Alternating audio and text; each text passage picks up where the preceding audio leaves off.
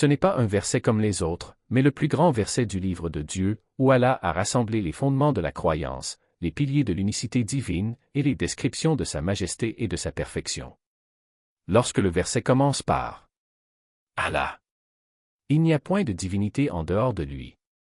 C'est comme si l'oreille entendait la plus grande des vérités, une attestation qui rejette toute idole et affirme l'adoration exclusive du Dieu unique, sans associé, sans rival.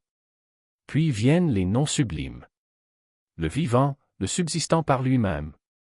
Celui qui ne meurt jamais, celui qui demeure à jamais, celui par qui toute chose existe.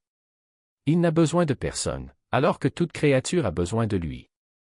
Et pour affirmer cela, il dit: ni somnolence ni sommeil ne le saisissent. Car il ne somnole pas, ne dort pas, ne s'affaiblit pas.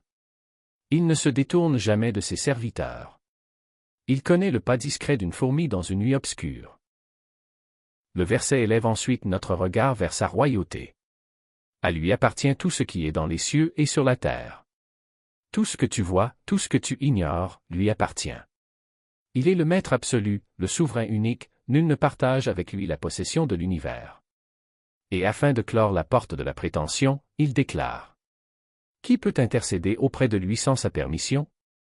Nul ne peut oser parler devant lui sans qu'il ne le permette. Aucun rang n'intercède sans sa volonté. Même l'intercession, pourtant pleine d'espoir, ne se fait qu'avec son accord. Puis, il décrit sa science illimitée. Il connaît leur passé et leur futur.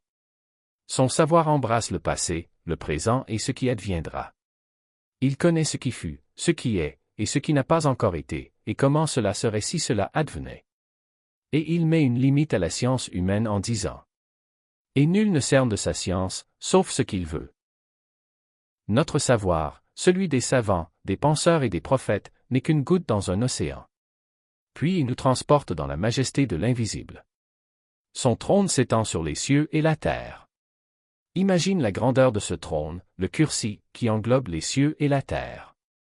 Alors que dire du trône suprême, à l'arche? Et que dire de celui qui est élevé au-dessus de tout cela? Et enfin, et leur garde ne lui coûte aucune peine. Il ne se lasse pas, il ne se fatigue pas. La préservation de l'univers tout entier ne lui pèse pas. Et il conclut ce joyau par ses nobles attributs. Et il est le Très-Haut, le Très-Grand.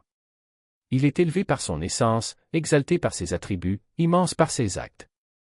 Aucun esprit ne peut cerner sa réalité. Nulle pensée ne peut l'imaginer. Gloire à celui à qui appartient la grandeur et la majesté.